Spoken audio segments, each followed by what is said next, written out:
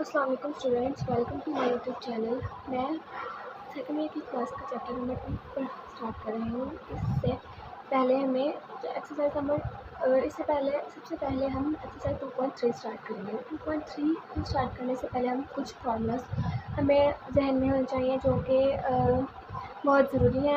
इनकी वजह से हम क्वेश्चन सॉल्व कर सकेंगे।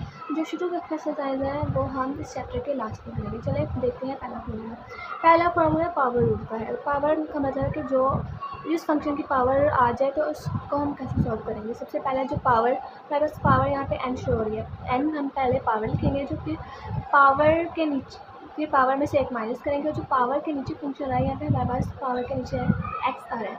तो पावर के फंक्शन जो नीचे होगा उसका हम डेरिवेटिव ले लेंगे x के रिस्पेक्ट से।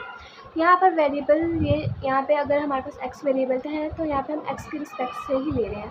लेकिन अगर हमारे पास यहाँ पे अगर कोई चेंज वेरिएबल हो जाए, जैसे यहाँ पे अगर मैं y लिख दूँ तो यहाँ पर जो फंक्शन है वो भी y के रिस्पेक्ट से ही डेरिवेटिव होगा।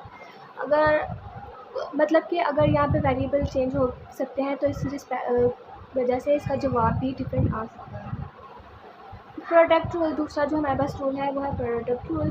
जो प्रोडक्ट रूल मतलब कि अगर दो फंक्शन हमारे पास मल्टीप्लाई हो रहे हैं तो हम उनको कैसे डेरिवेट करेंगे। पहले फंक्शन का हम डेरिवेटिव ले लेंगे x के रिस्पेक्ट से। जो दूसरा फंक्शन है हमारे पास वो वैसे का वैसे ही हमारे साथ मल्टीप्लाई हो जाएगा, फिर दरम्यान में प्लस आएगा और फिर जो दूसरा फंक्शन हमारे पास ये है इसका डेरिवेटिव लेंगे और जो पहला फंक्शन था हमारे पास वो साथ में वैसे ही मल्टीप्लाई हो जाएगा। और उसके बाद जो तीसरा रूल आता है वो आता है क्वोशंट रूल का।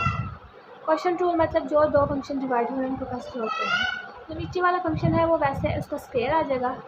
जो ऊपर हम करेंगे तो सबसे पहले ऊपर हम नीचे वाला फंक्शन लिखेंगे और जो ऊपर वाला फंक्शन था उसका हम डेरिवेटिव लेंगे, दरम्यान में आ जाएगा माइनस।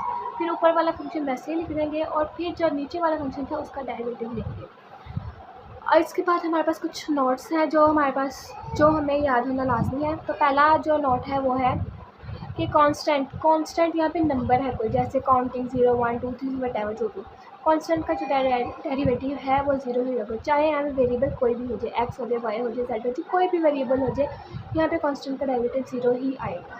अगर हमारे पास कांस्टेंट का डेरिवेटिव x है तो अगर x का डेरिवेटिव x के रिस्पेक्ट से देखेंगे तो 1 होगा। अगर यहाँ पे y होता अगर तो नीचे भी y होता तो फिर भी 1 होना था। अगर यहाँ दोनों ऊपर भी z होता नीचे भी z होता तो फिर भी 1 होना था।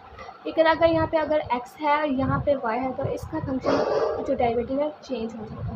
जो हमारे पास तीसरा नोट है वो है कि अगर कांस्टेंट और जो वेरिएबल है वो साथ मल्टीप्लाई हो रहे थे तो उनका डेरिवेटिव कैसे लेंगे। जो कांस्टेंट है हमारे पास वो बाहर निकल आएगा और जो x का डेरिवेटिव है वो हम इसको सॉल्व कर लेंगे।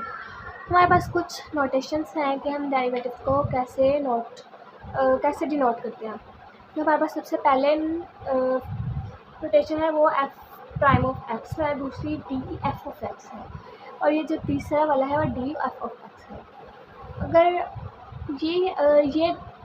ये तीनों हमारे पास ऑपरेटर हैं, इनको हम कैसे सॉल्व करते हैं वो अब जब हम आगे एक्सरसाइज सॉल्व करेंगे तो आपको अच्छी तरह से समझ आ जाएगी कि हमने क्वेश्चंस कैसे करने हैं। Okay, thank you students. अगर आपको मेरी वीडियो पसंद आई हो तो प्लीज़ सब्सक्राइब कीजिए, लाइक कीजिए और शेयर कीजिए और बेल का बटन दबाना मत भूलिए ताकि आपको मेरी लेटेस्ट वीडियो मिल रहे। Thank you.